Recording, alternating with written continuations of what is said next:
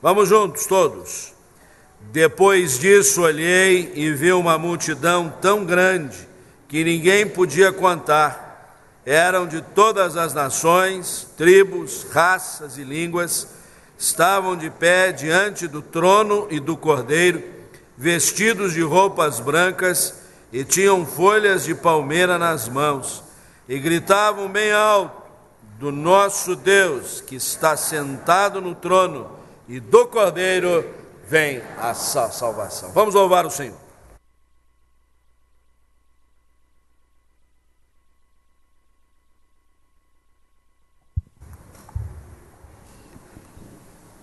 Bom dia, irmãos. Agora sim. Tudo bem com você? O convite que eu faço para você nessa manhã, em nome de Jesus, é que você se aproxime do trono de graça do Senhor, como um filho se aproxima do Pai, com essa disposição de coração, com este coração aberto na intimidade do Senhor. Esse é o convite de Deus para nós, que nós nos aproximemos dele, porque é um tempo de adoração ao nome do Senhor. Vem, vem, esta é a hora da adoração.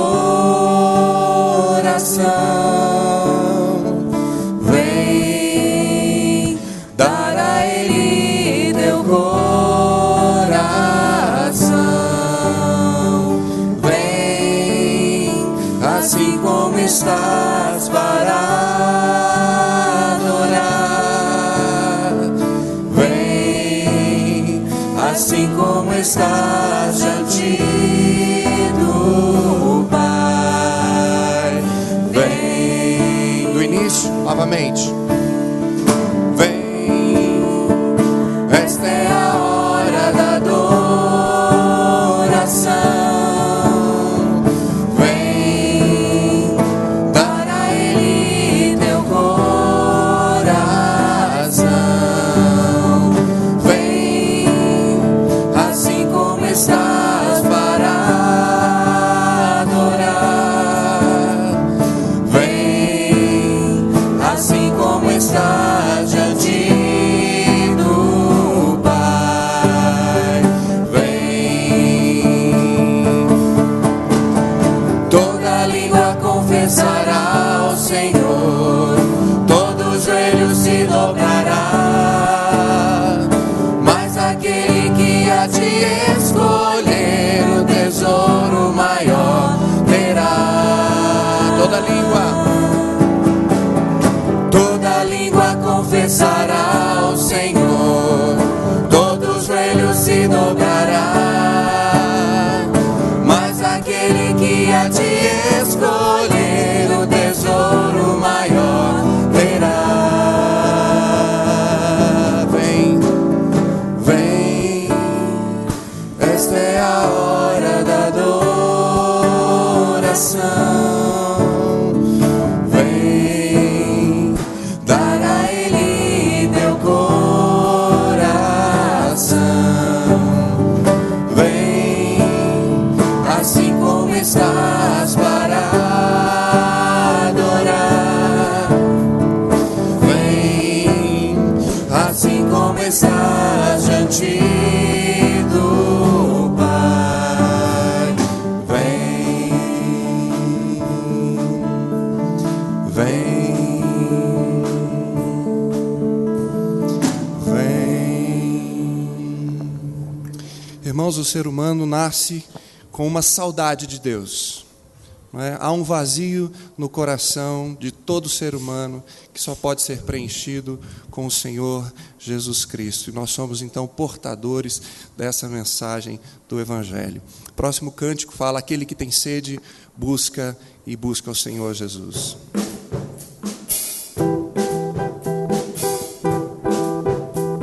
Aquele que tem sede busca beber da água que Cristo dá, terá dentro de si uma fonte que jamais se acabará.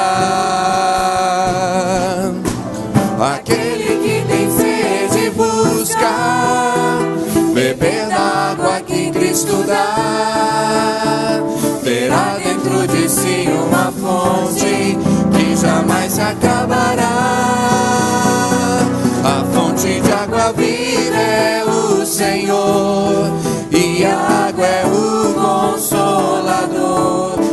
espírito de vida e louvor, preciso dele.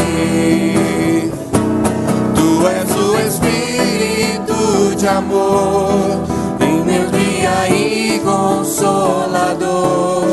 Enche-me do fogo do Senhor, preciso de ti. Vamos de novo.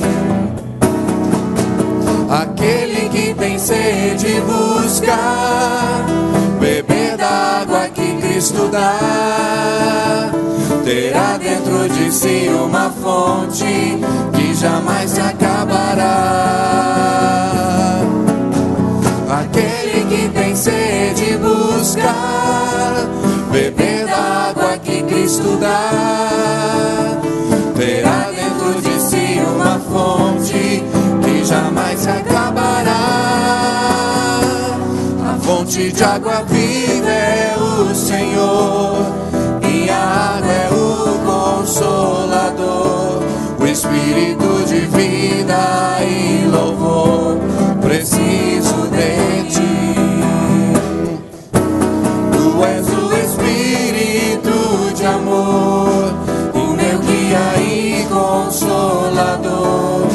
Enche-me do fogo do Senhor, preciso de ti, preciso de ti. Adivinha qual é a próxima música? A gente estava ali e falou, acho que todo mundo já está enjoado dessa música. Mas essa música ela fala justamente que o nosso objetivo, quando a gente se envolve em missões, é em primeiro lugar porque nós desejamos a glória do Senhor. Nós desejamos que o Senhor seja louvado, não é? Que o nome dele seja honrado e reconhecido por toda a terra, desde os confins da terra.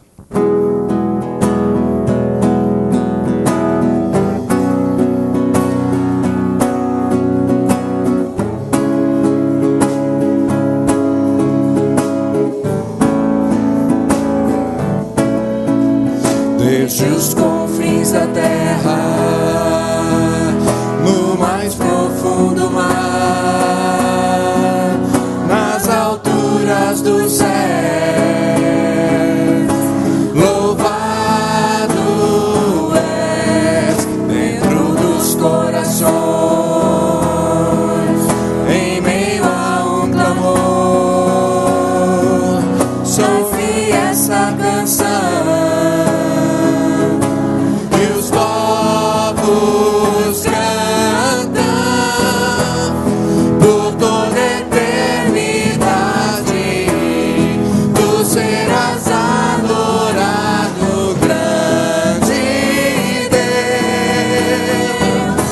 Exaltado nas nações, Senhor da criação, grande Deus, seja louvado. Desde os confins da terra, no mais profundo mar,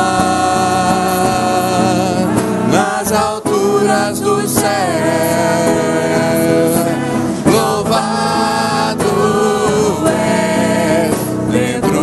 corações, em meio a um clamor, nasce esta canção, e os povos cantam por toda a eternidade, tu serás adorado, grande Deus, exaltado nas nações, Senhor da criação, grande Deus, por toda a eternidade, tu serás adorado, grande Deus, exaltado nas nações, Senhor da criação, grande Deus, seja louvado, seja louvado, seja louvado. Vamos nos assentar. Teu nome, ó Deus, nessa manhã, como acabamos de cantar, ó Deus, estamos aqui para que o teu nome seja engrandecido e louvado. Queremos te agradecer pelo privilégio de conhecermos a tua salvação, o teu grande e profundo amor que transformou nossas vidas, ó Deus, e também de sermos participantes na tua obra, de lançarmos a semente, de espalharmos as boas novas do mundo, ó Deus, de notícias, Senhor, trágicas, de notícias ruins. Temos a boa mensagem dos céus para o coração do ser humano. Deus, nós queremos nessa manhã, ó Deus, te suplicar, seja servido, ó Deus, acolher a nossa adoração, seja servido ministrar no meio do teu povo, dispensando, Senhor, a tua graça, a edificação, ó Deus, o teu poder no nosso meio. Usa os teus servos para isso, Pai. Te agradecemos por cada vida que aqui está, pelos irmãos que estão chegando, aqueles que estão a caminho, que o Senhor esteja apressando os seus passos. Recebe o nosso louvor, Deus. Em nome de Cristo Jesus é que oramos. Amém. Quantos conhecem o Panamá? Levante a mão. Denise Gutierrez, venha apresentar o Panamá para nós outros. Eu conheço o Panamá. Panamá é inesquecível para mim. Eu só pousei uma vez ali, numa escala indo para Los Angeles, e foi inesquecível, porque eu nunca peguei uma turbulência tão grande na minha vida. Nunca mais esqueci. As turbulências que eu peguei depois foram fichinha, viu? Mas você é muito especial para nós, e você vai cantar. Ela tem um projeto que nos apresentou ontem para cuidar, albergar crianças abandonadas, muito bonito. E ela está, se a gente estivesse aqui no Rio Grande do Sul, ela está piochada, conforme são as vestes especiais da sua cultura do Panamá, e ela vai nos encantar, cantando também nesta hora. Por favor, Delícia. Bom dia a todos, Deus abençoe. Eu pido desculpas se minha pronunciação não parece português. Eu quero cantar uma canção que é um agradecimento a Deus por nossa terra, Panamá, porque Panamá é uma terra abençoada. Essa canção chama Panamá, Tierra Bendita.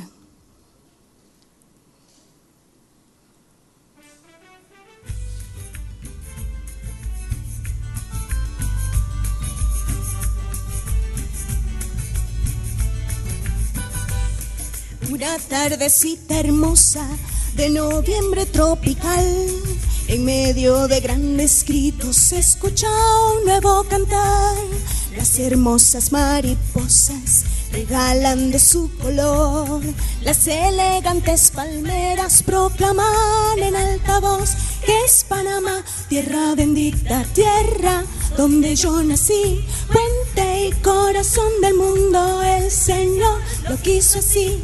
Es Panamá, tierra bendita, tierra donde yo nací, puente y corazón del mundo, el Señor lo quiso así.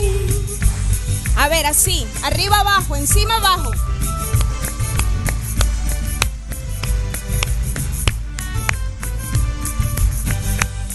De colores hoy te visten, los mares te bañan, sí.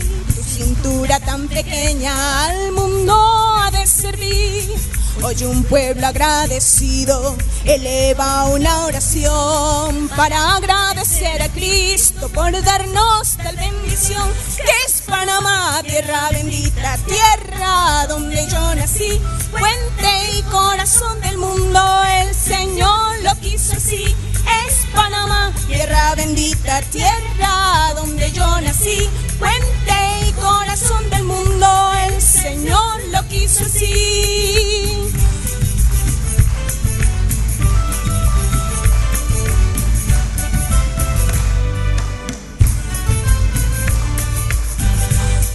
Una tardecita hermosa de noviembre tropical, en medio de grandes gritos se escuchó un nuevo cantar. Las hermosas mariposas regalan de su color, las elegantes palmeras proclaman en alta voz que es Panamá, tierra bendita, tierra donde yo nací, puente y corazón del mundo, el Señor lo quiso así.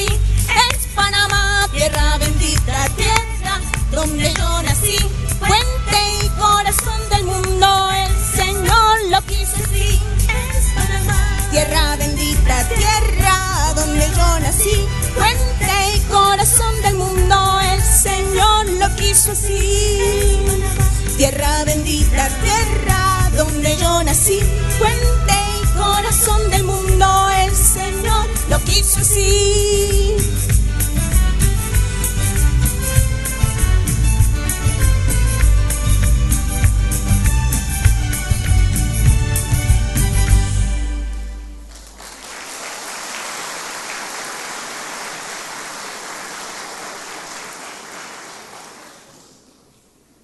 Irmãos, eu queria pedir rapidamente, todos os missionários que estão presentes no auditório, que tem chamado específico, fique de pé, por favor, rapidinho.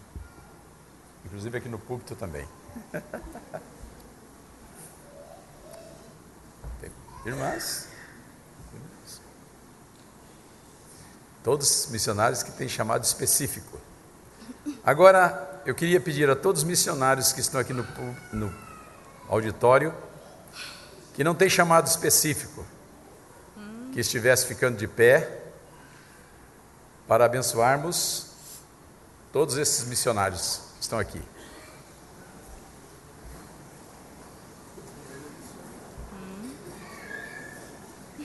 Do instante que você aceitou Jesus, quer você queira, quer você não queira, você foi constituído um missionário, você sabe disso, né?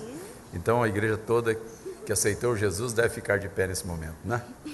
Vamos estender as mãos em direção a esses missionários. Você está perto deles aí, para cá, para todo lugar. E eu convido ao presbítero Sérgio Duque, venha correndinho aqui para interceder pelos nossos missionários, pela obra missionária. Presbítero e missionário, né? Sérgio Duque.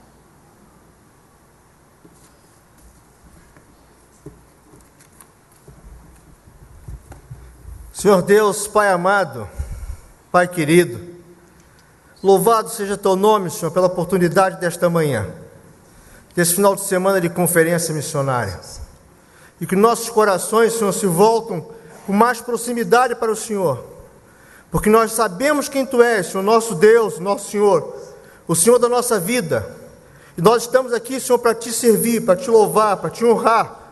E, Senhor, nós reconhecemos no Senhor a Tua autoridade, a soberania, a força, o poder, a autoridade plena, Senhor. E sabemos que não somos nada. Sequer sabemos orar. Sequer sabemos nos prostrar diante do Senhor. Sabemos que precisamos do Espírito Santo de Deus para nos ungir. Como Davi falou, unge a minha cabeça com óleo e o meu cálice transborda. Precisamos ser transbordados, Senhor. E eu rogo a Tua presença, a abundância do Teu Espírito sobre esses missionários que se levantaram na igreja hoje. Não só aqueles com missão especial, Senhor, mas para todos nós, como bem disse o Jordão, com a responsabilidade que nós temos de proclamar e anunciar o reino de Deus. Ensina-nos a ser sacerdotes do Senhor, Senhor. Ensina-nos a ser verdadeiramente reino do Senhor, para que a gente possa ir adiante, marchando com a Tua presença sobre nós, que a Tua nuvem, o Teu fogo, a coluna do Senhor esteja sobre nós, nos abençoando, dirigindo e sustentando. Guia essa igreja, Senhor, derrama do Teu Espírito sobre ela. É a nossa oração, Senhor. Nós clamamos pela plenitude do Espírito Santo de Deus sobre nós. É a nossa oração, repito, Senhor, em nome de Jesus, no nome de Jesus. Amém. Vamos assentar. Está no ponto o testemunho da Luciana e do Lucas. Está no jeito. Nós sempre enviamos, fazemos orações de envio. Hoje à noite nós vamos enviar Jordão para a Turquia. Aí ele vai fazer uma visitinha na Síria também, em Damasco ali. Mas nós enviamos, depois nós recebemos também relatório. E eu gostaria que você atentasse para esse vídeo dos nossos irmãos Luciana e Lucas, que foram ali em Maputo outro dia, e já voltaram essa semana, e boas notícias para todos nós. Oi gente, nós estamos aqui em Moçambique, Maputo, fazendo uma viagem missionária, e também uma visita missionária a Ana Grego e seu esposo Alan. E está sendo muito bom estar aqui. Para quem não lembra da Ana, ela esteve há 2 anos atrás na nossa igreja, falando na conferência missionária, e ela falou: Jesus, que boring essa minha live, e marcou a vida de algumas pessoas, inclusive do Lucas Marati, que está aqui. aqui, está filmando a gente. E agora a Ana também vai contar um pouquinho sobre a vida dela, os projetos missionários, um pouquinho sobre essa escola que eu amei participar. Inesquecível mesmo, um tempo muito bom, onde tem representado aqui 5 nações. Então a gente está muito feliz mesmo de fazer parte desse projeto, poder vir aqui e ver de pertinho esse maravilhoso trabalho que a Ana tem feito. Ana, então, quando eu fiquei viúva em 2003, foi assim um tempo muito difícil e eu não entendi por que eu fiquei viúva, né? Meu marido morreu muito novo e eu comecei a ir à igreja, eu ia trabalhar, eu voltava e um dia eu falei, Jesus, está muito boring essa live. E eu acho que o Senhor tem alguma coisa melhor para mim. Qual que é o propósito do Senhor? O que os propósitos que o Senhor tem para a minha vida agora? Então, eu queria muito aprender a falar inglês, sempre quis, e depois de orar, resolvi ir para o Havaí, na Universidade das Nações. Eu fiz a ITED, depois eu fiz a Escola de Educação. Quando eu estava na Escola de Educação, eu tive que fazer um projeto final de curso, e eles pediram para que eu orasse e perguntasse, Deus, o que machuca o seu coração? E quando eu orei, eu vi a palavra bem grande assim, escrita, opressão. Eu falei, mas Deus, opressão, que opressão é essa? Ele falou assim, crianças sendo educadas debaixo de opressão e professores trabalhando debaixo de opressão das pessoas que são os chefes, as pessoas que são os encarregados dessas pessoas. Então hoje o que eu tenho feito é liderar escolas de educação. Uma das escolas que foi muito boa e eu tenho visto muita multiplicação foi a que nós fizemos em 2009 em Curitiba. A Renata foi nossa professora lá, conheci a Luciana, conheci a Nária, tivemos 17 alunas lá, conheci a igreja presbiteriana, que tem sido uma bênção na nossa vida, tem sido um suporte, nós queremos agradecer a essa igreja. E hoje nós estamos aqui em Maputo, sentimos de Deus de trazer esse treinamento para cá. Estamos aqui com 14 alunos, vários são moçambicanos. E o nosso alvo, o nosso intuito é fazer com que o professor entenda que não é educar só, é discipular. Porque Deus, quando Ele falou lá em Mateus, é para você ir, é para você ensinar, é para você discipular as nações. Então a gente quer ensinar isso, a gente quer que o professor entenda que ele tem que ensinar até o ponto que o aluno dele esteja fazendo o que ele faz. E é isso que a gente tem feito. Mas uma coisa que aconteceu há um ano e pouco atrás, Deus me mandou o marido, Alain. Agora eu não chamo mais Ana Grego, eu me chamo Ana Drimael. Então, mas ele disse que é para eu conservar um nome artístico, Ana Grego.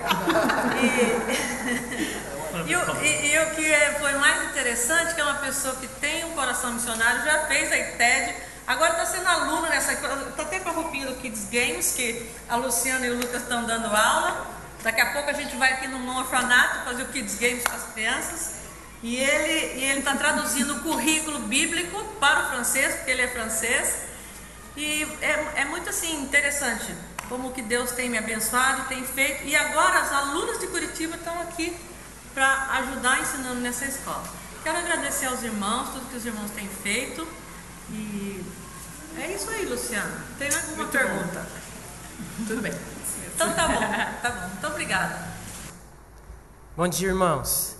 Em primeiro lugar, gostaria de rapidamente agradecer essa igreja por apoiar esse trabalho, por estar junto com a gente espiritualmente, através da intercessão, através da contribuição financeira. É graças ao amor dessa igreja pela obra missionária que a gente pode realizar esse tipo de trabalho. A gente realizou aulas de Kids Games para professores de crianças lá em Moçambique, de diversas nações, não só moçambicanos, e a gente conseguiu realizar um Kids Games para que eles tivessem a prática num orfanato com 66 crianças. Foi uma benção. E o meu pedido é que a igreja continue contribuindo com orações financeiramente para esse trabalho. Eles continuam com a escola até dezembro e existem diversas dificuldades de infraestrutura, de necessidade de comprar material, de estruturar a base da Jocum. Então, se você sente no seu coração, continue contribuindo, intensifique as suas orações, porque eles realmente precisam. Amém? Obrigado. Eu também quero agradecer, né?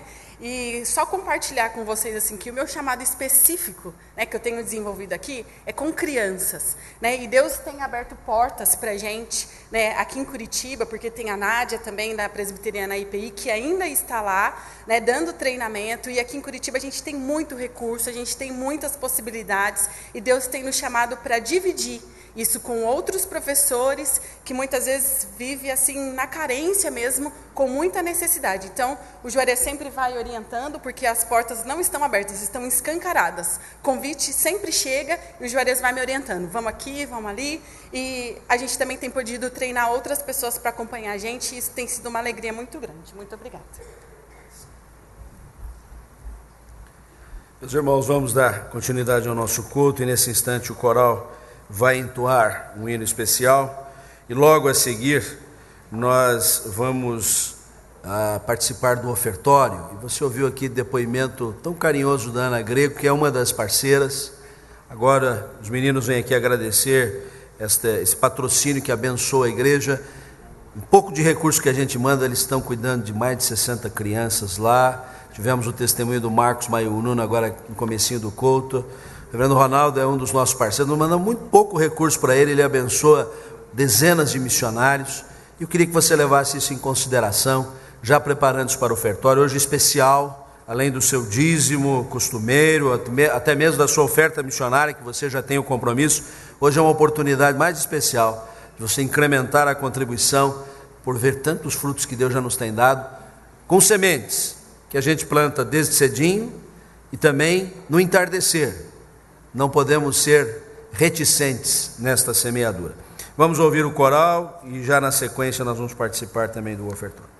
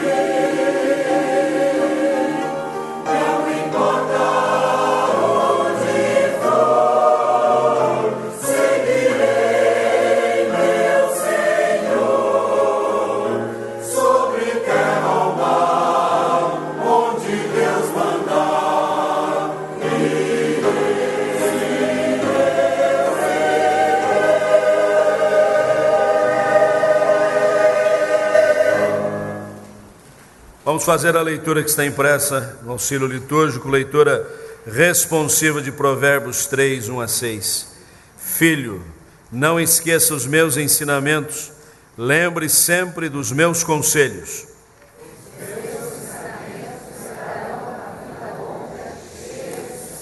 Não abandone a lealdade e a fidelidade, guarde-as sempre bem gravadas no coração.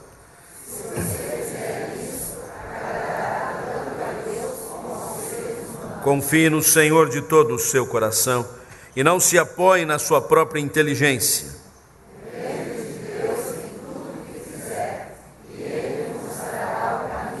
Nós vamos cantar o hino 300, hino missionário, hino marcial, e nesta marcha nós vamos entregar agora ao Senhor o nosso ofertório, hino 300.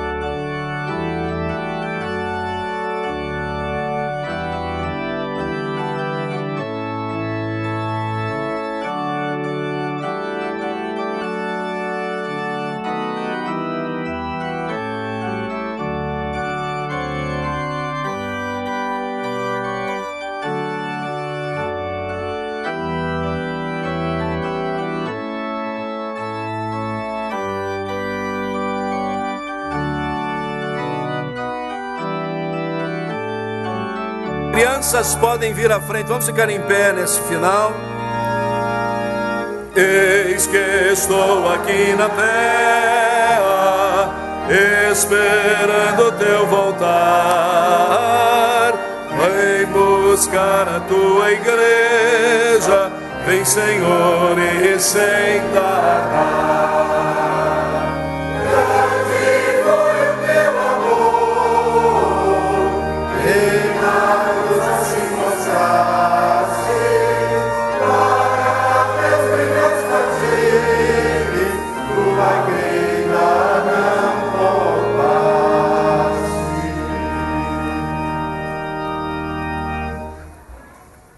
Santo Deus, recebe a riqueza que a Ti também é devida ao Cordeiro, porque somos Teus servos, estamos aqui para servir ao Cordeiro, estamos aqui para servir o Teu reino.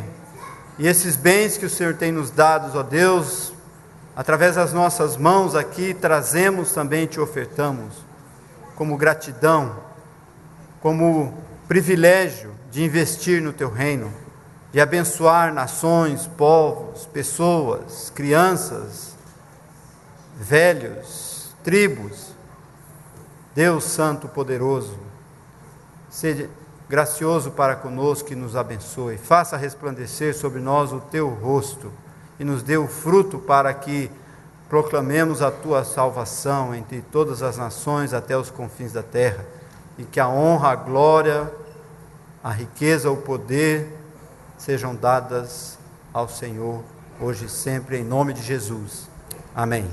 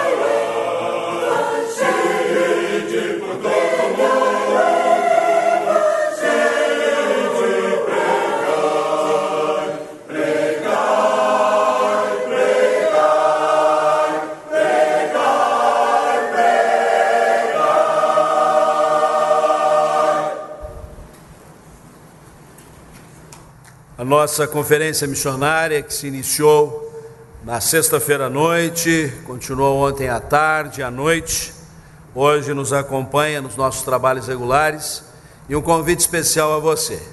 Nós vamos encerrar o trabalho no horário costumeiro, você tem um período bom aí de recesso. Quem não votou, não se esqueça de votar até às 17 horas, vai um pouquinho mais cedo, porque 17 horas nós damos continuidade também ao trabalho da viagem missionária. Todas as nossas conferências nós temos esse episódio muito interessante, muito bonito, a cargo do Ministério Oxigênio. Então, a partir das 17 horas começam as sessões de viagem missionária. Há várias estações, né? Então você chega, compõe um primeiro grupo, o outro grupo fica aguardando, até mais ou menos umas 15 para as 7, nós vamos ter viagens missionárias, porque às 19 horas nós iniciaremos o culto, encerrando a nossa 14ª conferência missionária. Conosco se acha no púlpito o reverendo Reginaldo Goulart, missionário da Agência Presbiteriana de Missões Transculturais, trabalhou durante muito tempo na África, hoje reside no estado de Goiás, mas com uma ampla visão de evangelização junto a povos não alcançados. E ele prelecionou para nós na abertura, ontem à tarde, um seminário, e hoje no primeiro culto também foi sua responsabilidade. E o pregador desta hora, conhecido muito de nós, o reverendo Ronaldo Lidório, que já pregou ontem à noite, fará também a preleção derradeira hoje à noite. O Ronaldo é um amigo da nossa igreja, um companheiro que não tem medido esforços para, no meio da sua agenda muito intensa, achar um espacinho para vir nos brindar com a exposição da palavra de Deus que tanto motiva e edifica os nossos corações. Mais uma vez, Ronaldo, que prazer, que alegria, o púlpito é seu. Deus te abençoe.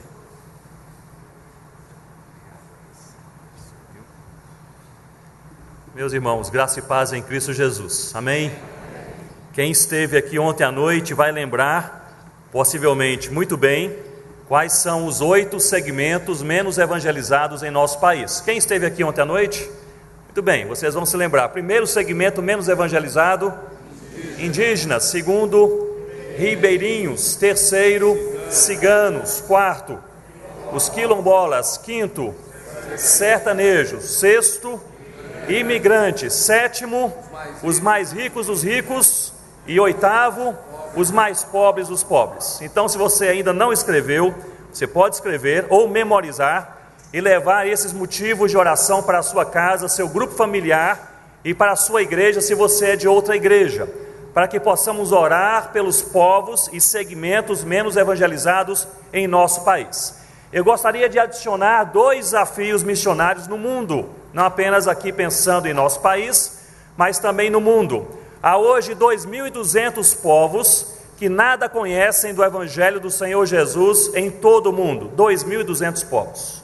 Após 2.000 anos de história da fé cristã, ainda mais de 2.000 povos, onde não há entre eles uma igreja forte o suficiente para evangelizar o seu próprio grupo, portanto, povos ainda não alcançados. E há ainda, meus irmãos, 890 povos no mundo, onde o evangelho já chegou há mais de 30 anos, 30, 40, 50 anos, mas ninguém se converteu. O evangelho chegou há mais de 30 anos e ninguém se converteu. Estive há 2 anos atrás dando um treinamento missionário na Gâmbia, ali na África, e dentre as equipes que ali trabalham, uma equipe que trabalha com o segmento do povo de Ola, e ali uma missionária suíça que está trabalhando no meio daquele povo há 35 anos. E ela e sua equipe me falaram: Ronaldo, nós estamos aqui há 35 anos, nós não vimos nenhuma conversão. São povos que nós chamamos de povos resistentes ao Evangelho. Talvez um problema comunicacional, talvez porque Deus não derramou graça ainda, talvez uma questão mais cultural para a compreensão do Evangelho. Mas enfim, são 890 povos pelos quais nós devemos orar, e devemos orar não apenas pelos povos, mas pelos missionários, para que Deus lhes dê perseverança. Meus irmãos, vocês sabem o que é trabalhar 30 anos, 40 anos em um lugar sem ver uma pessoa convertida e uma igreja plantada. É algo realmente difícil. Eu estive falando, dando treinamento missionário em um país da Ásia Central, no ano retrasado, e eu fiz esse comentário com os missionários ali presentes, que eu creio que Deus chama os mais fortes, os mais preparados, os mais perseverantes para os lugares mais infrutíferos, porque é relativamente mais fácil trabalhar como missionário onde pessoas se convertem. Estive trabalhando na África durante quase 9 anos com minha família, e ali, pela graça de Deus, pessoas se convertendo, igrejas sendo plantadas. É relativamente mais fácil, você está animado, você fica encorajado, as pessoas ao seu redor ficam também encorajadas, porém difícil é trabalhar 10, 20, 30, 40 anos, pregando o Evangelho com fidelidade, onde ninguém se converte ao Senhor Jesus. Então 890 povos, além dos 8 segmentos missionários, que nós aqui relembramos, os 2.200 povos, onde não há igreja nativa forte entre eles, e 890 povos, onde o Evangelho chegou, foi pregado, mas ainda ninguém se converteu. Vamos levar isso para as nossas casas, nossos momentos devocionais, e colocar perante o Senhor em oração. Amém, irmãos? Amém. Vamos ficar de pé nesta manhã uma vez mais. Eu convido você a abrir a sua Bíblia comigo, em Jonas, no capítulo 4, Jonas capítulo 4, nós leremos a palavra do Senhor, alguns versículos. Este livro de Jonas é um dos livros que mais tem falado ao meu coração nos últimos anos. Eu sou filho de pastor, fui criado em uma igreja evangélica, e uma das histórias que mais se ouve quando você está em uma igreja evangélica desde criança é a história de Jonas. Quando eu digo que eu fui criado em igreja evangélica, fui criado literalmente. O quarto onde eu cresci, aos domingos, era uma classe de escola dominical. Então fui criado na igreja. E ali eu ouvia minha mãe e outras professoras da escola dominical, eu ouvia abundantemente essa história de Jonas. Isso ficou gravado em meu coração e me fez refletir agora na fase adulta um pouco mais sobre não apenas a jornada, não apenas o ministério, mas eu gostaria que você colocasse de lado por algum momento o seu preconceito sobre Jonas, talvez a sua ideia, que é uma ideia mais comum, que Jonas é tão somente o símbolo de alguém que desobedeceu a Deus. Eu gostaria de convidá-lo a você pensar comigo no coração deste homem de Deus, no seu desejo de obedecer a Deus, nas suas limitações pessoais, e talvez a história de Jonas seja a história do meu coração e do seu coração nesta manhã. Jonas capítulo 4, versículo 6. Capítulo 4, versículo 6. Então fez o Senhor Deus nascer uma planta que subiu por cima de Jonas, para que fizesse sombra sobre a sua cabeça, a fim de o livrar do seu desconforto. Jonas, pois, se alegrou em extremo por causa da planta. Mas Deus, no dia seguinte, ao subir da alva, enviou, o que, irmãos? Um verme, o qual feriu a planta e essa se secou. E nascendo o sol, Deus mandou um vento calmoso oriental. O sol bateu na cabeça de Jonas, de maneira que desfalecia, pelo que pediu para si a morte, dizendo: melhor me é morrer do que viver. Versículo 9, leiamos todos juntos. Então perguntou Deus a Jonas: é razoável essa tua ira por causa da planta? E ele respondeu: é razoável a minha ira até a morte. Tornou o Senhor: tens compaixão da planta, que te não custou trabalho, a qual não fizeste crescer, que numa noite nasceu e numa noite pereceu, e não hei de eu ter compaixão da grande cidade de Nínive, em que há mais de 120.000 pessoas, que não sabem discernir entre a mão direita e a mão esquerda, e também muitos animais. Versículo 9, novamente todos juntos. Então perguntou Deus a Jonas: é razoável essa tua ira por causa da planta? E ele respondeu: é razoável a minha ira até a morte. Oremos ao Senhor. Ó Pai, nós lemos a Tua palavra e conscientes somos de que necessitamos do Senhor para compreendê-la e para aplicar as verdades que teu Santo Espírito traz à nossa mente e coração, aplicar tais verdades à nossa vida diária. Nós bem sabemos, ó Deus, que é mais fácil escutar a palavra do que vivê-la. E bem sabemos e compreendemos nesta manhã que o desafio que o Senhor coloca à nossa frente não é apenas de compreensão, não é apenas intelectual, não é apenas racional, mas é um desafio de vida, vida transformada aos pés do Senhor Jesus. Ó Deus, nós queremos nos sensibilizar com aquilo que sensibiliza o teu coração. Nós queremos nos envolver com aquilo que é do Senhor. Nós queremos nos quebrantar naquilo que precisamos de quebrantamento. Nós queremos nos santificar nas áreas da nossa vida que estão em pecado. Nós queremos mudar de rumo, ó Deus, se estamos no rumo errado. Nós queremos, ó Deus, ser confrontados, chocados, encorajados pela Tua palavra. É a nossa oração sincera nessa manhã, em nome do Senhor Jesus. Amém, ó Deus. Podem se assentar, irmãos, mantenham suas Bíblias abertas comigo.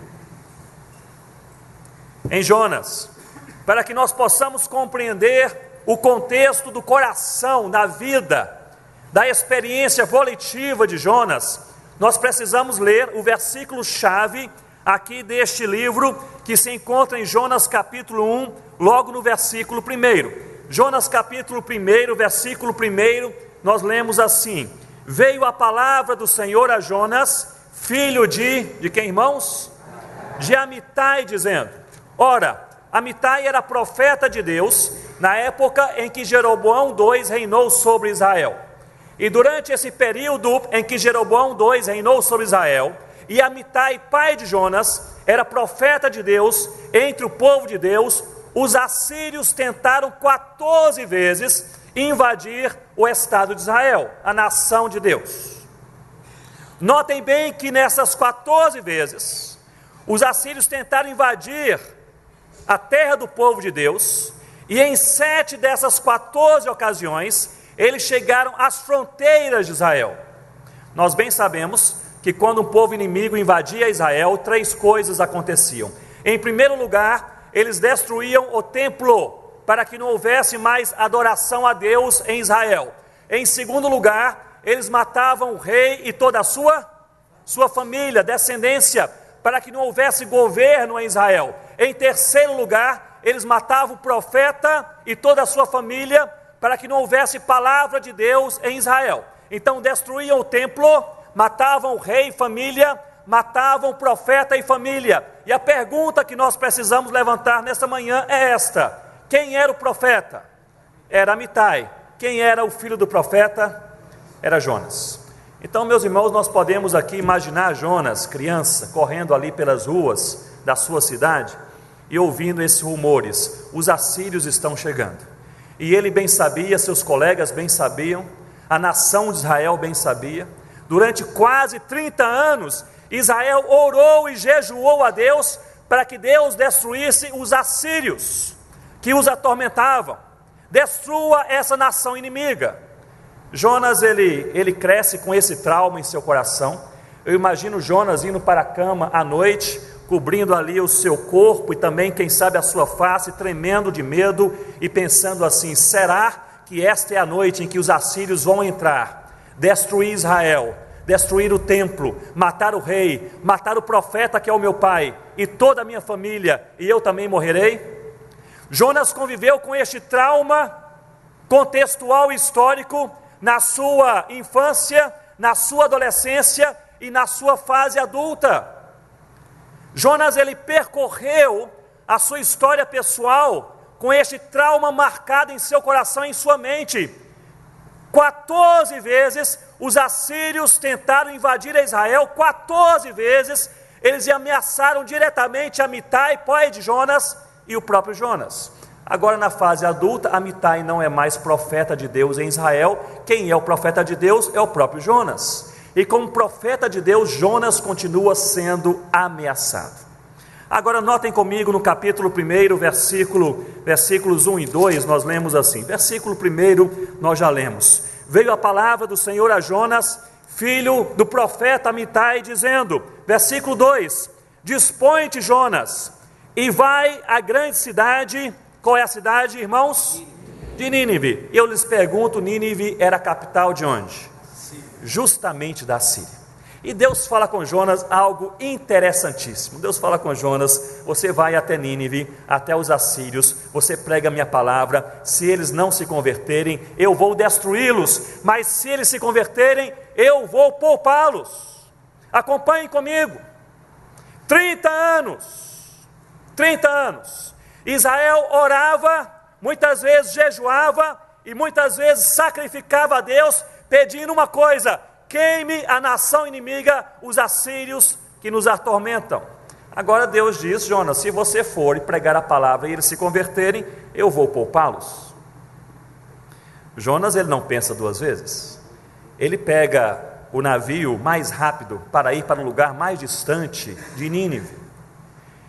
Porque Jonas, eu creio que ele faz e desenvolve o seguinte pensamento em sua mente: se ele não for a Nínive, eles não ouvirão a palavra. Se eles não ouvirem a palavra, eles não se converterão. Se eles não se converterem, eles seriam destruídos. Acompanhem comigo. Se os assírios forem destruídos, Jonas estaria assim indiretamente fazendo 3 coisas preciosas. Estaria protegendo o templo e a adoração de Deus em Israel. Não é isso algo precioso? Proteger a adoração de Deus em Israel. Em segundo lugar, estaria protegendo o rei e toda a sua família. Em terceiro lugar, estaria protegendo o profeta, que era ele mesmo, e toda a sua família. Eu gostaria de lhes falar nesta manhã, em primeiro lugar, que Jonas, ele possuía ótimos motivos humanos para não pisar em Nínive.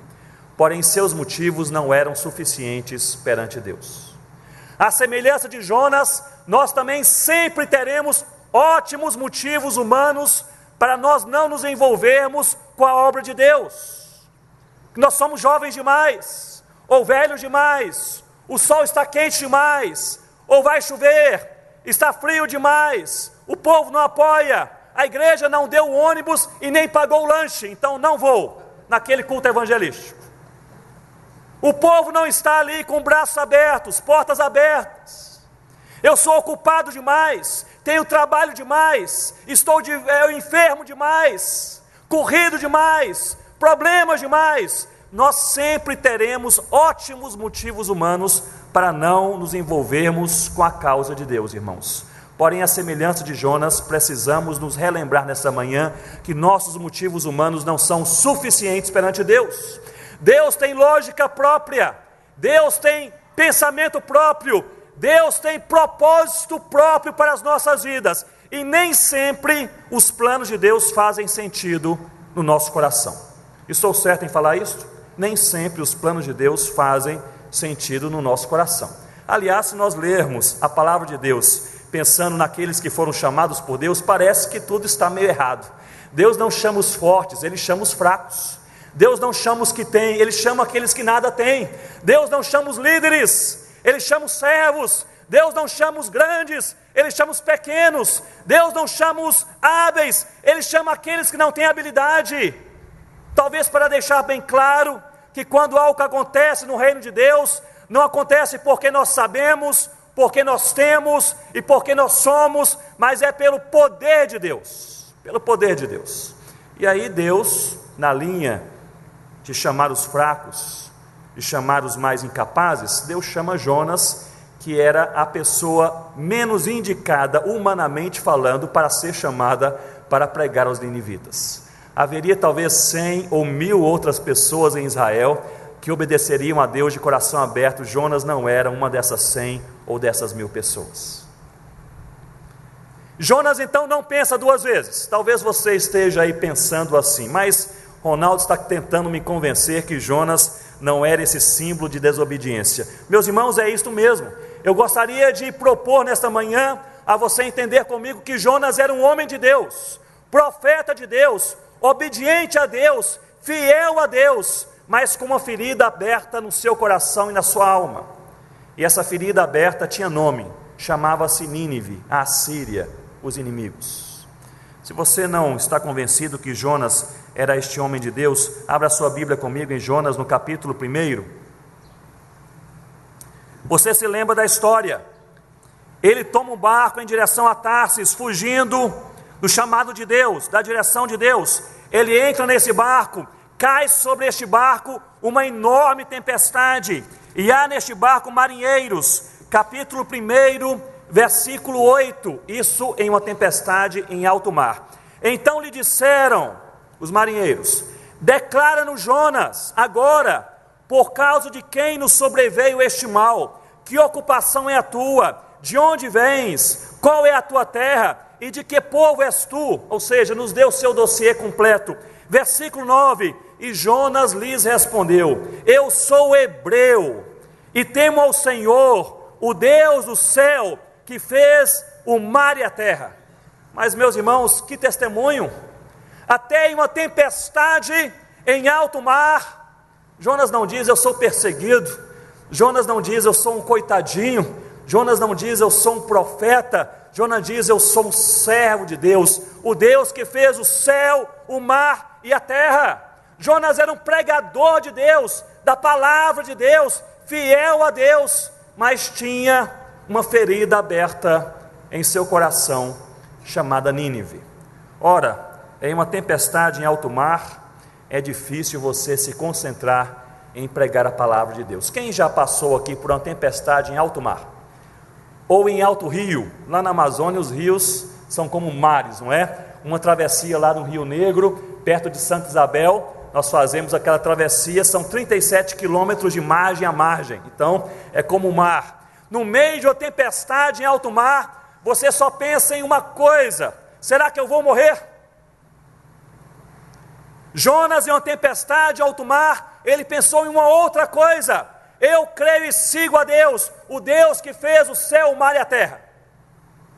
Eu passei por uma tempestade em alto mar, apenas uma vez em minha vida, ainda solteiro, fui passar um ano na Guiné-Bissau como estagiário, e era seminarista, tranquei o seminário durante um ano para aprender o que era ser missionário. Passei um ano ali com os missionários da missão Amém, alguns ingleses, homens, mulheres de Deus, e foi um tempo precioso em minha vida. Voltando para o Brasil, uma igreja bondosamente enviou a passagem da Guiné-Bissau até Cabo Verde, aquele arquipélago de ilhas na costa da África, e chegamos então em Cabo Verde, e uma outra igreja enviaria a passagem de Cabo Verde para Portugal, e nós já tínhamos a passagem de Portugal para o Brasil.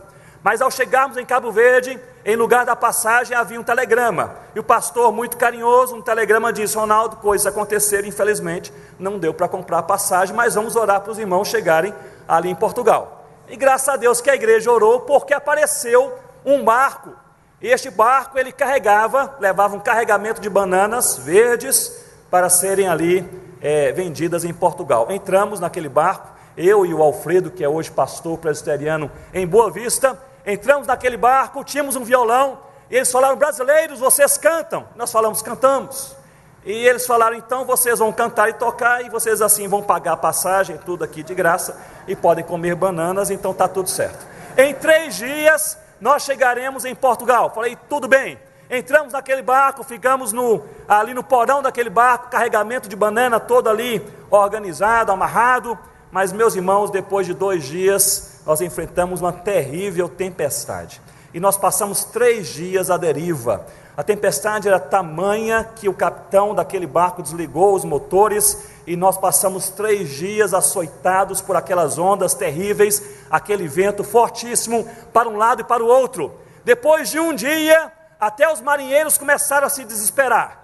Eles começaram a correr para cima e para baixo, naquela escada de alumínio, para cima e para baixo. Eu segurei um deles pelo braço e perguntei: o que você está fazendo? Será que eu posso ajudar? Ele disse: não, é porque eu estou muito nervoso, então estou correndo para ver se eu me acalmo. Aí eu comecei a correr com ele para cima e para baixo, mas não resolve. 3 dias em uma tempestade em alto mar, você pensa que vai morrer, você pensa na sua vida, mas Jonas pensou diferente. Acuado, confrontado, questionado, ele diz: querem saber no que eu creio? Querem saber o que tem valor para mim? Eu creio em Deus, o Deus que fez o céu, a terra e o mar. Que pregador, que profeta, homem de Deus.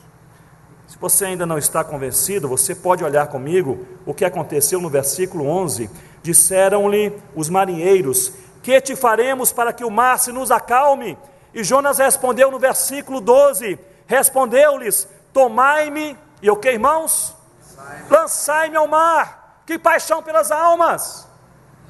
Historicamente não havia mais do que 20 marinheiros naquela pequena embarcação, não havia mais do que 20. Jonas está disposto a morrer por causa de 20 pessoas. Tomai-me, se querem saber o que vocês devem fazer, tomai-me e lançai-me ao mar para que vocês possam viver. Jonas pregava no meio da tempestade. Jonas está disposto a morrer por causa de 20 pessoas. Meus irmãos, há 1 bilhão de pessoas que não conhecem ao Senhor Jesus. Hoje em nossos dias, na terra, em nossa geração, a gente às vezes não tem coragem de tirar 5 minutos por dia para orar por 1 bilhão de pessoas que não conhecem o Senhor Jesus. Jonas está disposto a morrer por causa de apenas 20 pessoas. Um homem temente a Deus, sensível àqueles que não conhecem a Deus, mas um homem que tinha uma ferida em seu coração. Essa ferida era Nínive. Olhem comigo o que aconteceu no versículo 16, resultado do testemunho de Jonas a estes marinheiros. Temeram, pois, estes homens em extremo ao Senhor, e ofereceram sacrifícios ao Senhor, e fizeram votos. O povo se converteu. Meus irmãos, Jonas era um missionário de primeira linha. Ele prega na tempestade, ele está disposto a morrer por causa de 20 pessoas, e todo mundo se converte.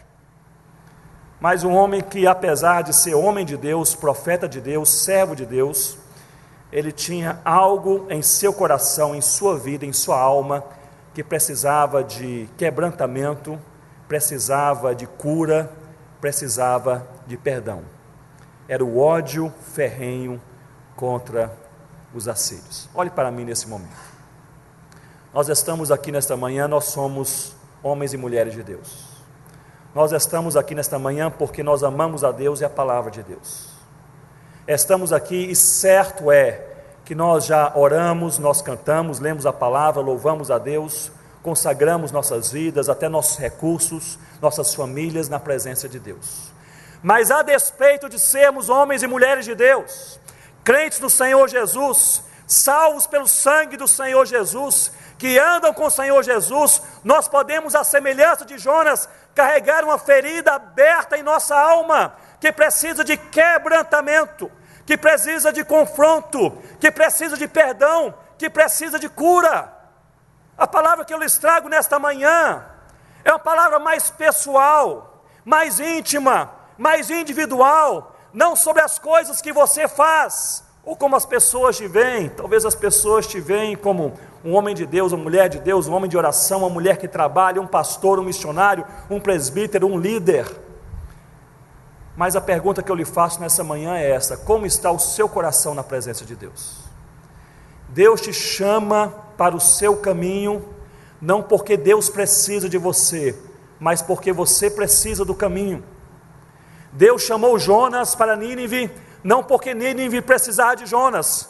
Outros profetas fariam melhor e de bom grado, mas porque Jonas precisava de Nínive. A caminhada de Jonas não era uma caminhada puramente profética ou missionária, era uma caminhada pessoal, de quebrantamento, de intimidade, de busca a Deus. Deus trazia Jonas para um círculo menor de convivência, e é isso que Deus faz comigo e com você ao longo da nossa vida.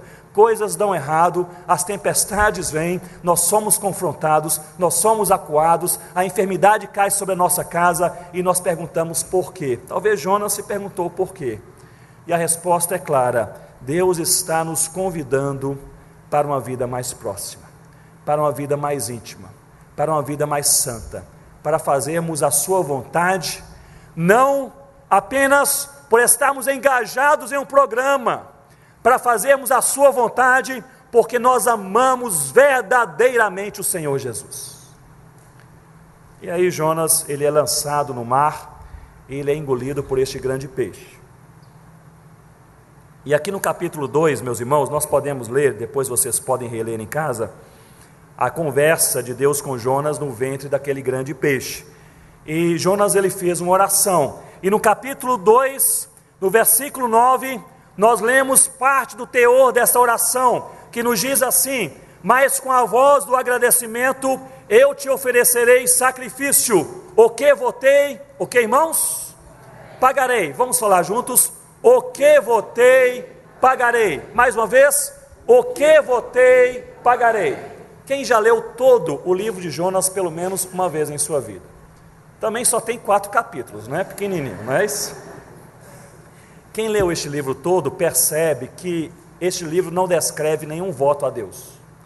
E quando nós chegamos no capítulo 2, versículo 9, que Jonas diz a Deus: Senhor Deus, estou no ventre do peixe, no fundo do mar, engolido por uma tempestade. Então, Senhor, o negócio é este: o que eu votei, pagarei. A pergunta que nos vem à mente é essa: mas que voto é este? Sobre o que Jonas está falando com Deus? Meus irmãos, Jonas fala com Deus aqui sobre um voto que todo profeta, ele proferia perante Deus e perante o povo de Deus, quando era reconhecido como profeta no meio do povo de Deus. E este voto, ele consistia de 2 partes. A primeira parte era a seguinte: eu falarei tudo o que me ordenares. Jonas não tinha problema com essa primeira parte, porque ele falou de Deus até numa tempestade em alto mar. A segunda parte era esta: eu irei para onde tu me mandares, me enviares. Aí estava o problema no coração, na trajetória, na caminhada, na história de Jonas. Jonas então se lembra, no ventre daquele peixe, eu fiz um voto a Deus. Deus se lembra do voto e eu me esqueci. E eu estou cumprindo 50% desse voto. Senhor Deus, o que eu votei, eu pagarei. Eu gostaria que nós pudéssemos nos lembrar nesta manhã, em segundo lugar. Em primeiro lugar, eu mencionei antes, que nós, na verdade, precisamos entender que muitas vezes possuímos ótimos motivos humanos para não nos engajarmos com a obra de Deus, mas nossos motivos não são suficientes perante Deus. Em segundo lugar, nós podemos entender que Deus não se agrada de nós cumprirmos apenas 50% do nosso voto. Eu poderia dizer assim: Deus não se agrada de nós cumprirmos nem 90%, nem 99% do nosso compromisso para com Ele. Deus requer integralidade. Deus quer a nossa vida toda, a nossa mente toda, o nosso corpo todo, a nossa disposição toda, o nosso amor todo, o nosso compromisso todo. Deus quer caminhar conosco de maneira integral. Deus não se contenta com crentes de domingo. Deus não se contenta com crentes de quarta-feira à noite. Deus não se contenta com crentes apenas de uma jornada missionária, mas não de outra. Deus requer integralidade. Deus lembrava a Jonas no ventre daquele peixe: eu não me satisfaço com 50%. Jonas entende. Jonas diz a Deus: Deus, é 100%. O que votei, eu pagarei. Ontem à noite eu mencionei aos irmãos que eu gosto muito de biografias missionárias. E uma das biografias que mais chamou minha atenção, depois que nós voltamos da África para o Brasil, lá para a Amazônia, foi a biografia de uma mulher de Deus da missão Novas Tribos do Brasil. Na época, Novas Tribos, a missão Novas Tribos Internacional, não havia Novas Tribos do Brasil ainda, a missionária Sophia Miller. Sophia Miller era uma missionária norte-americana, nova-iorquina.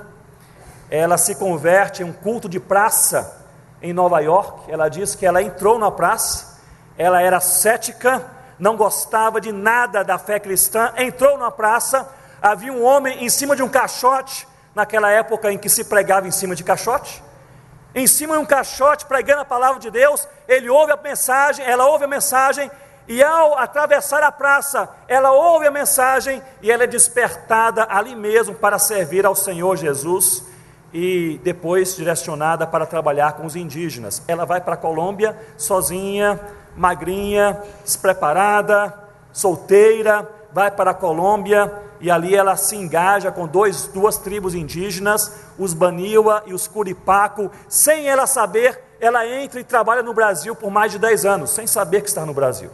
Até hoje, nós conhecemos ali aquela região, nossa equipe trabalha não tão distante de lá. Até hoje, aquela fronteira é selvática. Imagine na década de 50, em que lá ela chegou. Ela cruzava da Colômbia para o Brasil sem saber evangelizando aquelas 2 tribos, e depois de anos de ministério, as 2 tribos inteiras se entregam ao Senhor Jesus. Ali, irmãos, é um milagre. Ali no rio Içana, todas as aldeias são de indígenas convertidos ao Senhor Jesus até o dia de hoje. Até o dia de hoje. Alguns anos atrás, eu estava em uma conferência indígena, ali no Alto Rio Negro, e eu me encontrei com 2 indígenas bem velhinhos, e eles falaram: nós fomos aqueles que remavam a canoa para a Sophia Miller, aquela missionária. Eu falei: quero entrevistá-los. Sentei-me com eles e lhes perguntei como era remar a canoa, trabalhar com a Sophia Miller. Ao que responderam: era terrível, porque ela só queria viajar de noite, e índio não gosta de viajar de noite, nenhum índio gosta de viajar de noite. Viajar é de dia, de noite você para, vai dormir, ou na mata, etc., porque o rio de noite é perigoso. Mas eles falaram, ela nos obrigava a viajar de noite, porque ela dizia que de dia ela tinha que evangelizar, não podia perder tempo, tinha que amanhecer na aldeia e já evangelizar, e amanhecia antes dos indígenas se levantarem das redes, o que era muito cedo, e ela tinha o costume de sair de rede em rede, balançando as redes, chamando o pessoal para vir ouvir a palavra de Deus. Hoje, se o missionário fizesse isso, seria terrível, né? Ali coisa, você não é contextualizado, não é sensível. Ela fazia e dá certo. Chamava o pessoal e o pessoal ouvia a palavra de Deus. E eu perguntei àqueles 2 senhores indígenas: então, enquanto vocês remavam à noite, ela dormia, descansava para se preparar para o dia seguinte? Ao que eles responderam: não.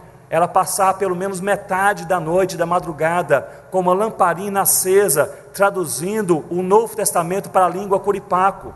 Mais da metade do Novo Testamento, hoje publicado na língua curipaco, foi traduzido em uma canoa, em noites amazônicas. Sophia Miller faleceu alguns anos atrás, com 93 anos de idade, na América do Norte. Antes de falecer, ela foi entrevistada por um jornalista cristão, e a pergunta que ele fez àquela missionária foi esta: como foi o seu chamado?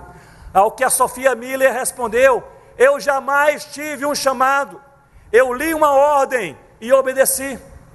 Ou seja, eu jamais vi uma luz, ou recebi alguma coisa diferente, sobrenatural. Eu entendi na palavra de Deus que todos são chamados para pregar, para testemunhar, para servir. Eu jamais tive um chamado, eu li uma ordem e obedeci. E essa disposição de obediência levou aquela mulher a trabalhar mais de 40 anos em um dos lugares mais remotos da Amazônia, pregando a palavra de Deus. 2 tribos inteiras se converteram ao Senhor Jesus. Deus requer de nós integralidade. Deus não quer parte da sua vida, Deus não quer parte dos seus talentos, Deus não quer parte do seu relacionamento, Deus não quer parte da nossa fidelidade. Deus quer a vida inteira, relacionamento inteiro, fidelidade inteira. Deus, Ele quer caminhar conosco de maneira integral. Jonas entendeu isto no ventre do peixe, ali no fundo do mar. Ele disse: Senhor Deus, o que votei, o que, irmãos? Eu pagarei. Mas Jonas fez algo, irmãos, que às vezes nós fazemos, e é um pecado isso que nós fazemos, mas às vezes nós fazemos. Jonas falou em seu coração o seguinte: se é para fazer eu faço, mas faço do meu jeito. Já ouviram isso? Jonas em seu coração, e eu vou mostrar para vocês que realmente isso ocorreu no coração, na alma do profeta. Ele disse: o que votei pagarei, se é para trabalhar eu trabalho, se é para pregar eu prego, se é para ir para Nínive eu vou, mas vou e trabalho e faço do meu jeito. Tem muita gente na igreja fazendo o mesmo. Se é para abraçar o irmão, eu abraço, mas do meu jeito. Se é para trabalhar com fulano, eu trabalho, mas do meu jeito, sem perdoá-lo. Se é para me envolver com aquele grupo, eu me envolvo, mas só em obediência, mas no meu coração não estou envolvido, é do meu jeito. Jonas então, capítulo 3, Jonas ele chega em Nínive, capítulo 3, versículo 4, é um versículo chave, e esse versículo nos diz assim: começou Jonas a percorrer a cidade, caminho de um dia. O peixe ele vomitou Jonas em uma praia, Jonas dessa praia foi para Nínive, e disse: Senhor Deus, se é para pregar, vou pregar, mas é do meu jeito. Aliás, os concombas lá na África, esta é a parte que eles mais gostam da história de Jonas. Eles gostam de representar as histórias bíblicas. Então eles têm ali um grupo teatral. Acho que o pessoal aí do Oxigênio, né, estão sintonizados com os concombas. Eles têm aí algo parecido. Mas eles se reúnem e dramatizam as histórias bíblicas. E um grupo de adolescentes, certa vez, eles foram dramatizar a história de Jonas. Eu fui assistir, e eles então pegaram o rapaz, e nessa parte aqui, o rapaz era o Jonas, e tinha os figurantes, e tinha o narrador. E quando pegaram esse Jonas, para ele ser vomitado pelo peixe na praia, eles pegaram esse rapazinho, e eles cobriram o rapaz de banana podre e lama, e seguraram aquele adolescente atrás de um arbusto. E quando o narrador diz: e o peixe vomitou o Jonas na praia, eles jogaram esse adolescente pelo meio do arbusto. Ele caiu na terra, e ali ficou todo lambuzado e com pó sobre seu corpo inteiro. E eu pensei, foi mais ou menos assim. Jonas, depois desse tempo no ventre do peixe, sendo vomitado na praia, foi mais ou menos assim, foi terrível. E ele disse: Senhor Deus, vou fazer, mas eu faço do meu jeito. Capítulo 3, versículo 4, ele chega em Nínive e diz: começou Jonas a percorrer a cidade caminho de um dia. A tradução aqui em português, ela não nos deixa tão claro aqui o que de fato aconteceu, mas em hebraico, a ideia textual é que Jonas caminhou um dia. Não que ele está no primeiro dia de caminhada, mas que ele caminhou um dia. Nínive, uma cidade enorme, 120 mil habitantes, muito dispersa. Historicamente, uma pessoa levaria 4 dias para percorrê-la a pé. E Jonas percorre uma cidade 4 dias em apenas um dia. Qual é a ideia? Ele passou correndo. Ele disse assim em seu coração: Senhor, se é para pregar, eu prego, mas eu prego do meu jeito, eu vou correndo. Eu não quero que esse pessoal se converta, eu não quero nem que eles entendam. Aliás, começou Jonas a percorrer a cidade, e a percorreu em um dia, e clamava e dizia, o que ele dizia? Daqui a 40 dias, Nínive será destruída. A mensagem mais destrutiva e curta do Antigo Testamento. Ele não fala sobre Deus, salvação, conversão, quebrantamento, nada. Ele diz: gente, é o seguinte, 40 dias, todo mundo destruído, só isso. Eu tenho indícios textuais que me levam a crer que Jonas pregou em aramaico para ninguém entender nada. Ou seja, ele corre em um dia, ele grita, 40 dias, todo mundo destruído, e ele fala em uma língua que quase ninguém entende.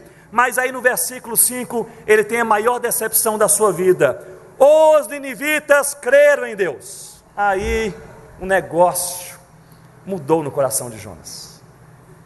E se você ler o capítulo 3, você vai entender que Jonas, ele diz com Deus mais ou menos assim: não me interessa se eles creram, se não creram. O Senhor falou que iria derramar fogo do céu e queimá-los, eu quero ver isso acontecer. Notem que nessa caminhada, Deus vai sutilmente, passo a passo, chamando Jonas para um relacionamento mais próximo, mais íntimo. E Deus quer tratar da verdade do coração e da alma de Jonas. Deus quer tratar do ódio ferrenho que ele tem pelos ninivitas. Jonas não reconhece isso nem no ventre do peixe. Mas Deus converte aquele povo. E Jonas vai para um monturo, um monte de areia, e diz: Senhor Deus, não me interessa se converteram, não se converteram, derrame fogo do céu, pois afinal de contas, 30 anos que nós oramos e jejuamos para o Senhor destruir essa nação de inimigos. Que o Senhor faça isso hoje. Ele vai para cima daquele monte de areia, no meio do deserto, e aí Deus interessado em Jonas, porque, meus irmãos, essa não é a história de Nínive, esta é a história da caminhada de Jonas rumo ao coração de Deus. E Deus então, ele faz nascer, no capítulo 4, uma plantinha, e diz a palavra de Deus que nós lemos no início, a plantinha que deu sombra sobre a cabeça de Jonas. Não era uma planta grande. Não sei quantas pessoas já passaram aqui pelo deserto, literalmente falando, um deserto bastante sol, areia, sem sombra, assim por diante. Rossana e eu fizemos uma visita missionária a missionários do Saara Ocidental, anos atrás. Nós tivemos que entrar pelo Marrocos e cruzar parte do deserto Saara, Me lembro que ali com o jipão, andando ali no meio daquelas areias, paramos ali embaixo de uma árvore para descansar um pouco, e ali a temperatura do carro, o termômetro marcava 52 graus. E eu me lembro do meu sentimento. Se alguém falasse assim: Ronaldo, corra porque o leão vai te pegar, eu responderia: pode pegar, porque eu não vou conseguir correr. Uma moleza total e absoluta.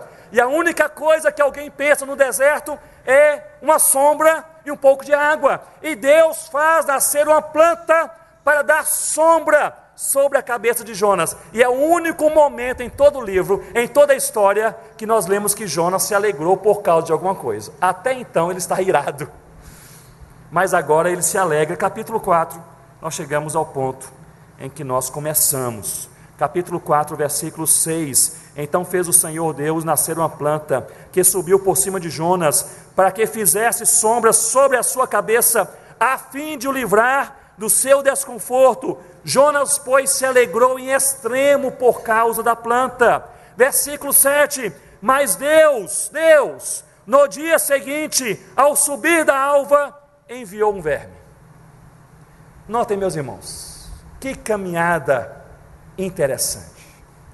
Deus faz nascer a planta, Jonas se alegra, e Deus diz: Jonas não quebrantou o seu coração nem no ventre do peixe, porque no ventre do peixe ele resolveu obedecer a Deus, mas ele não resolveu amar a Deus e aos ninivitas. Ele não resolveu buscar cura para o seu coração, para a sua alma. Ele resolveu tão somente fazer o que Deus quer que ele faça, mas fazer do seu jeito. Mas Deus, no capítulo 4, faz nascer a planta, ela cobre a cabeça de Jonas com a sombra, Jonas se alegra, e Deus no dia seguinte envia um verme, e este verme fere a planta, e esta se secou, e Jonas, pela primeira vez em toda a história, e em todo o seu livro, ele finalmente abre o seu coração perante Deus, porque ele diz, em outras palavras: Senhor Deus, quer saber o que de fato acontece em meu coração? Ora, Deus sabia. Deus conhece o meu coração, Deus conhece o seu coração, Deus conhece a sua luta, o seu clamor, a sua angústia, o seu pecado. Deus sabe tudo, mas Deus quer entrar em um diálogo íntimo com cada um de nós.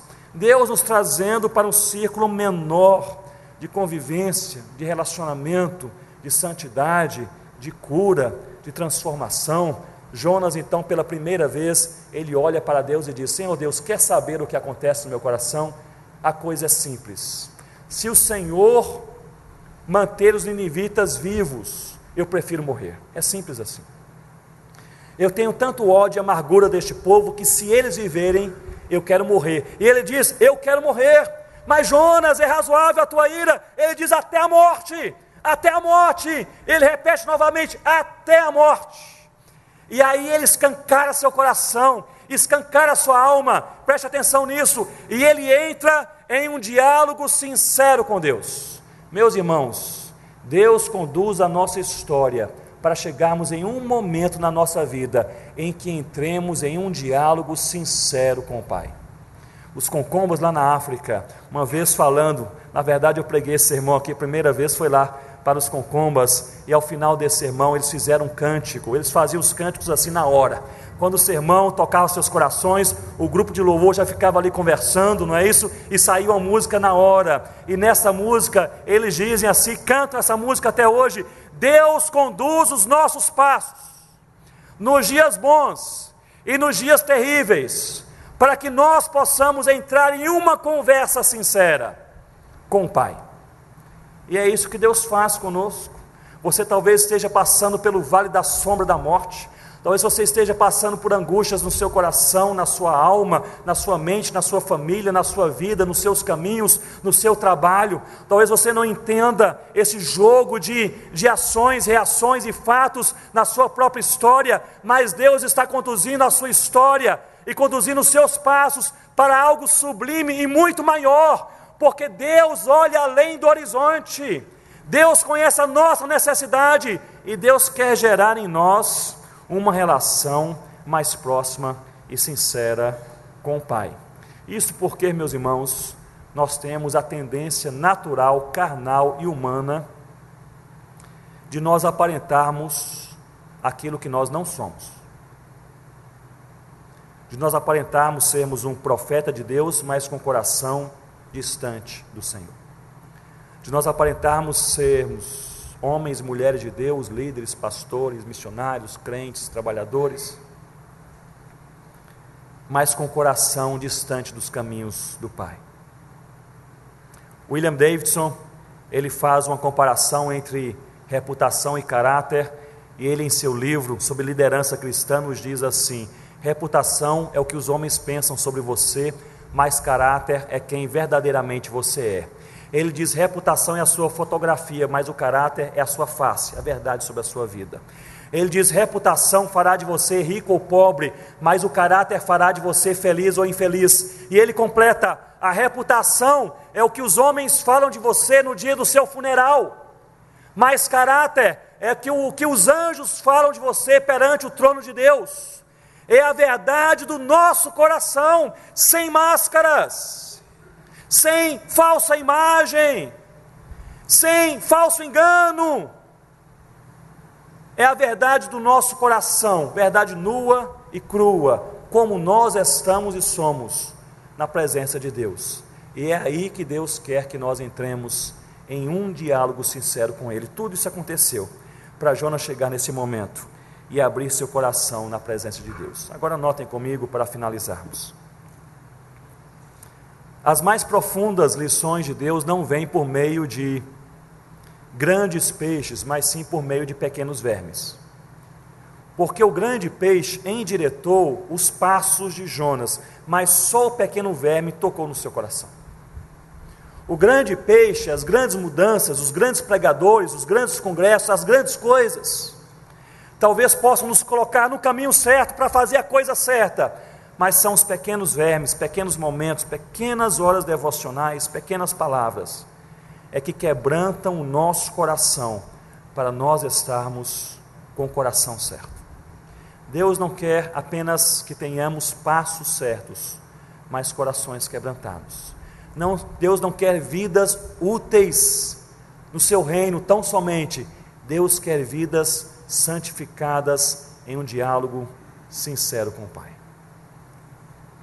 Eu gostaria, meus irmãos, de encerrar trazendo a vocês a história, parte de uma biografia missionária do conde Nicholas von Zinzendorf.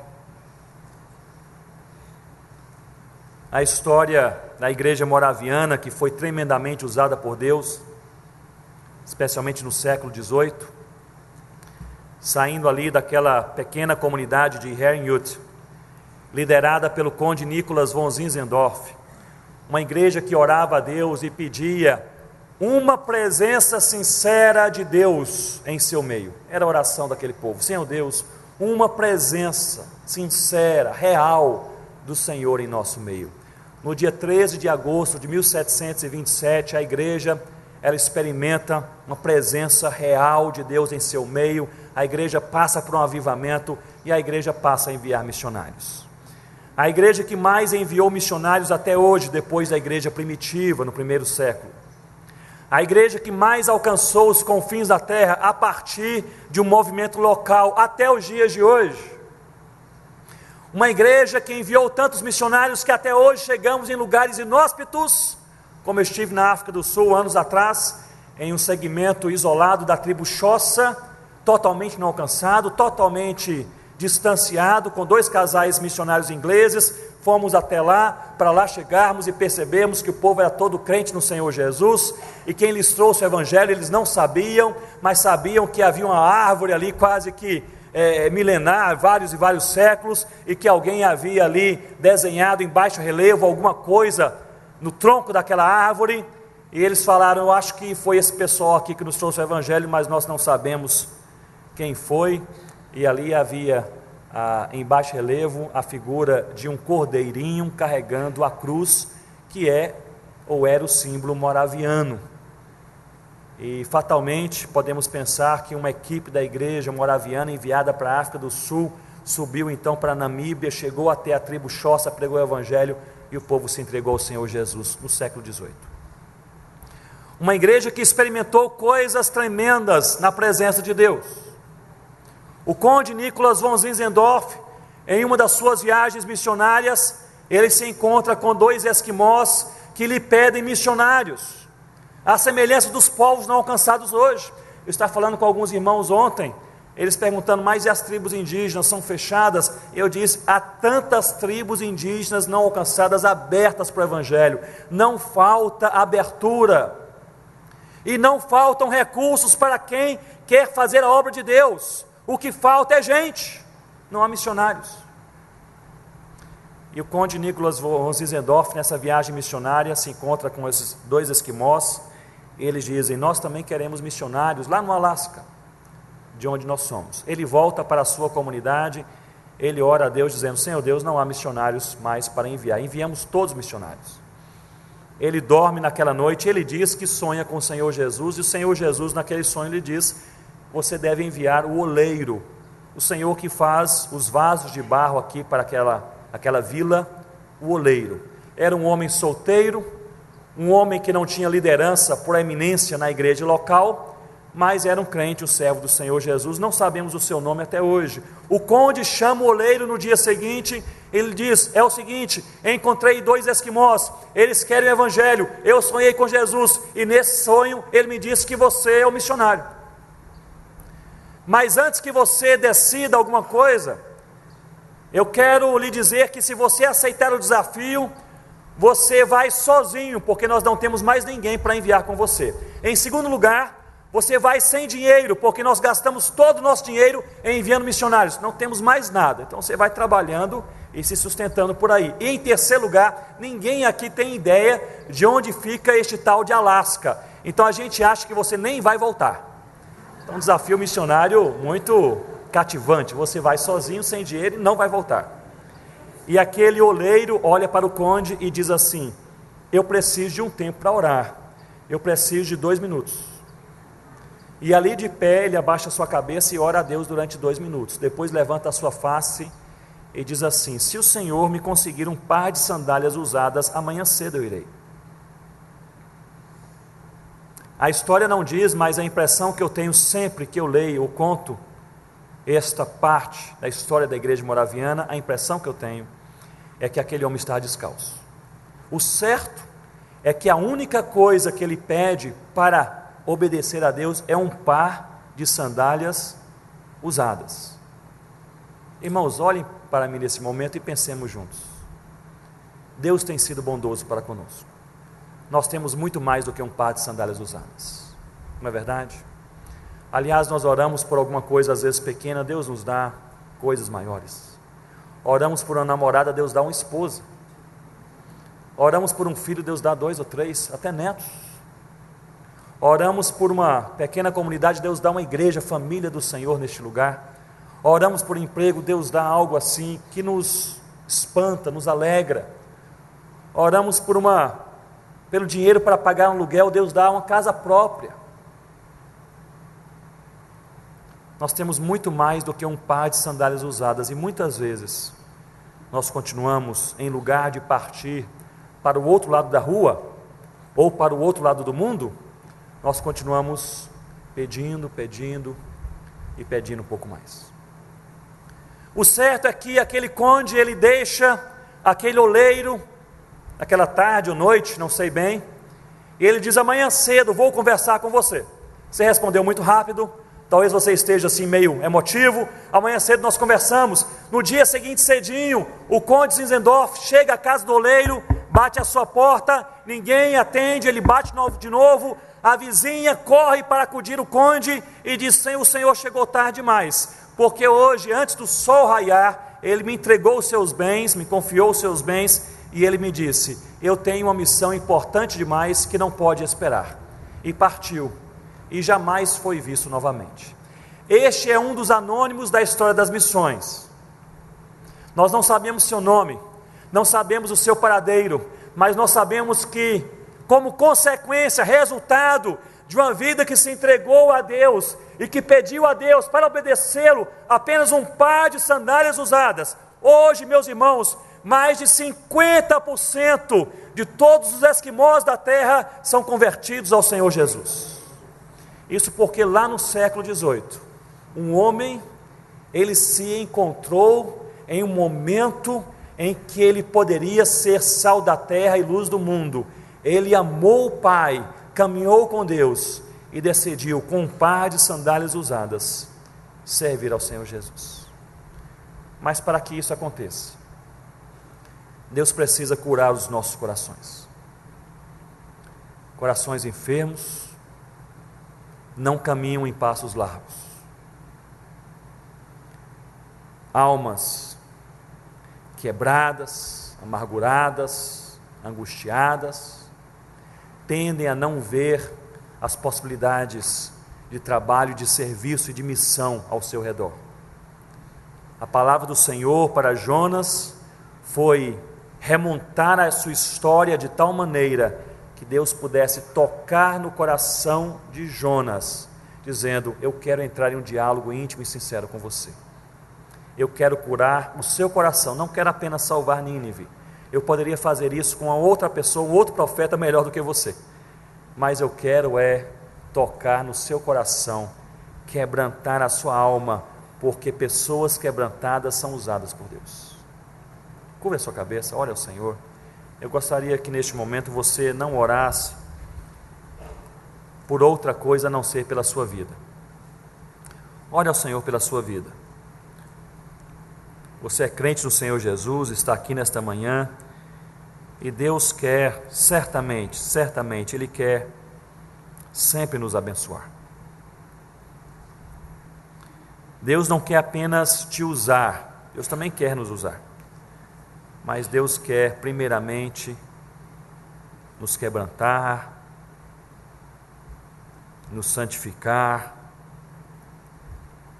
nos purificar, nos curar das nossas dores e também das nossas enfermidades mais profundas.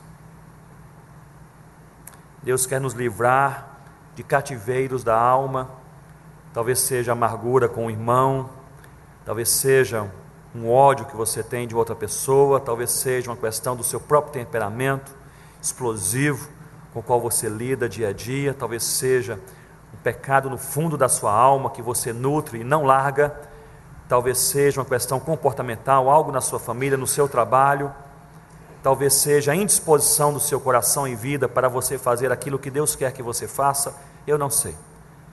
Mas se há uma ferida em nossa alma, eu tenho certeza que Deus quer conversar conosco a respeito disso.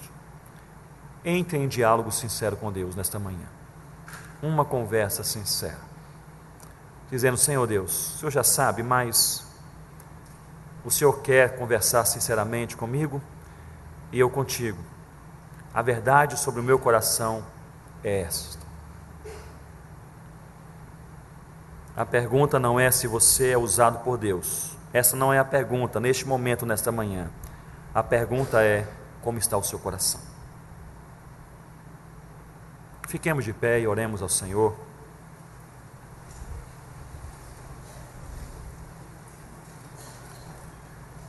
Senhor Deus, neste fim de manhã, início de tarde, nós oramos ao Senhor pedindo pelas nossas vidas. Estamos em conferência missionária para pensar especialmente sobre aqueles que nada ouviram do Senhor Jesus, mas compreendemos também que apenas corações curados irão realizar a Tua vontade. Nós queremos ter corações curados pelo Senhor. Ó Deus, se há aqui amarguras, pecados, intransigências,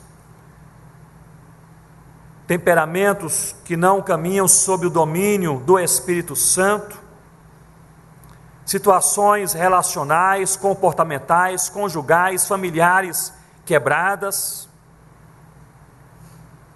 se há aqui, ó Deus, um erro escondido na nossa alma que ninguém conhece, que ninguém sabe, Deus, quebranta a nossa vida no nome do Senhor Jesus. Muda o nosso rumo, ó Deus. Mexe conosco, Senhor, nessa conferência missionária, para sermos mais puros, mais santos, mais sinceros, mais íntegros, mais crentes. E crentes transformados, não apenas que fazem a coisa certa, mas fazem pela motivação certa e com coração puro. Crentes transformados, possamos ser sal da terra e luz do mundo, possamos obedecer, atravessar a rua para ser bênção na vida de outros, ou atravessar o mundo, se necessário for, para a mesma coisa. Mas, Senhor Deus, conserta a nossa alma, nosso coração, nossas emoções, nossos pensamentos, os nossos relacionamentos conjugais, familiares.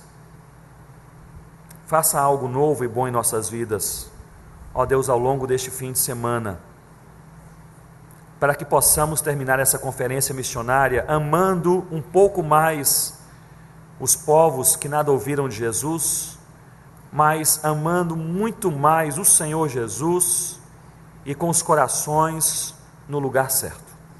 É a nossa oração em nome do Senhor Jesus. Amém, Deus. A igreja pode se assentar.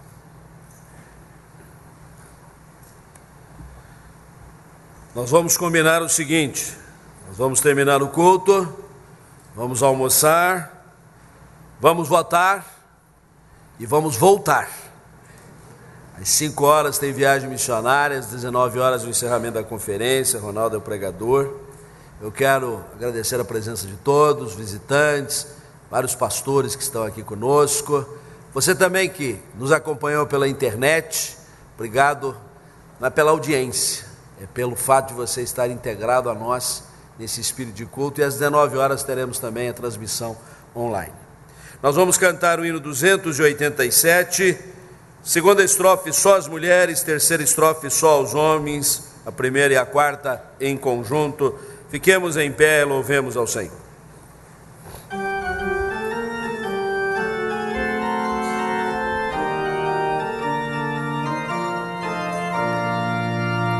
É tempo, o Mestre está chamando já. Marchar, confiando em seu amor. Partir, a salvação a proclamar, cumprindo a ordem santa do bom Salvador. Marchar sim, avante, marchar sim, erguendo o céu, pendão real avante, sem avante, orando sempre firmes avançai. Glória, glória, eis que canta a multidão, consagrando todo o vosso coração. A Jesus obedecei, seu querer executai, entoai louvores altos avançai. Mulheres,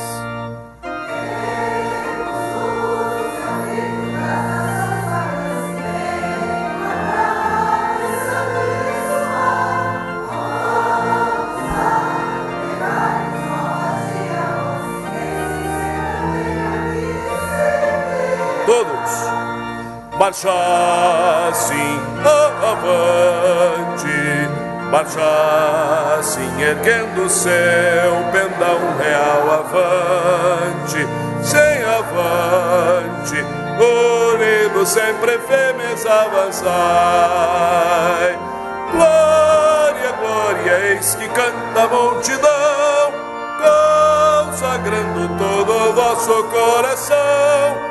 A Jesus obedecei, seu querer executai, entoai louvores altos avançai. Só os homens.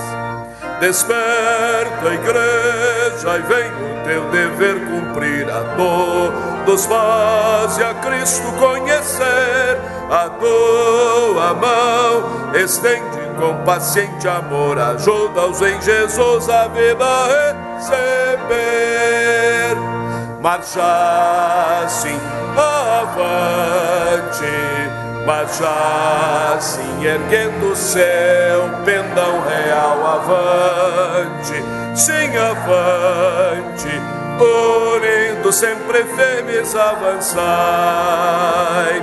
Glória, glória, eis que canta a multidão, consagrando todo o vosso coração. A Jesus obedecei, seu querer executai, entoai louvores altos avançai. igreja alerta, o dia prometido vem, no qual Jesus, o Salvador, virá. Por toda parte o vitorioso Redentor, eterna glória e honra e louvor terá. Marcha assim avante, marcha assim erguendo o céu, pendão real avante, sim avante, unindo sempre firmes avançai. Glória, glória, eis que canta a multidão, consagrando todo o vosso coração. A Jesus obedecei, seu querer executai, em louvores altos avançai. Recebei a benção. A maravilhosa graça de nosso Senhor e Salvador Jesus Cristo, o amor infinito do Pai, as consolações do Espírito Santo, repouse sobre vós, convosco permaneçam, hoje e para todos sempre. Amém. Graças, graças, mil graças a ti, meu Salvador. Graças, graças, mil graças, o teu precioso amor. Vamos em paz, que Deus nos abençoe.